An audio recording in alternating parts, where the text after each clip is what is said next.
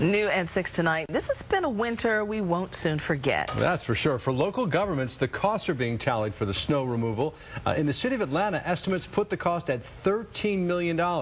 You heard right, $13 million for 6 days of response. Fox 5's More Stiggs has more.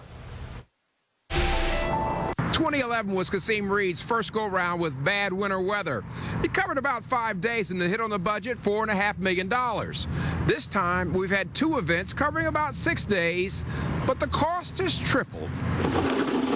In the 2 snow events of the winter, governments bore some extraordinary costs, covering about 6 days combined, give or take a few hours. The taxpayers in Atlanta can understand that. They wanted leaders to do what was necessary, and that meant spend what was required to get the job done. But you may have the same reaction as Stephen Flanagan when you hear the tally for the 2 events. They're saying it's going to cost $13 million for those 6 days. $13 million. Wow. That's over $2 million a day. That's high.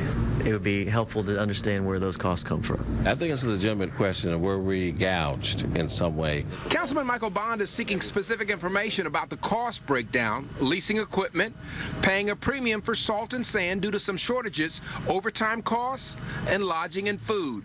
Various city departments, police, the water department, booked hotel rooms, but how many were really necessary given that the response and the work was done primarily by Public Works? The question becomes is that we're going to have these snow events in Atlanta. How do you adequately budget for them to minimize these costs? Whatever happened to having some cots available at your workstation?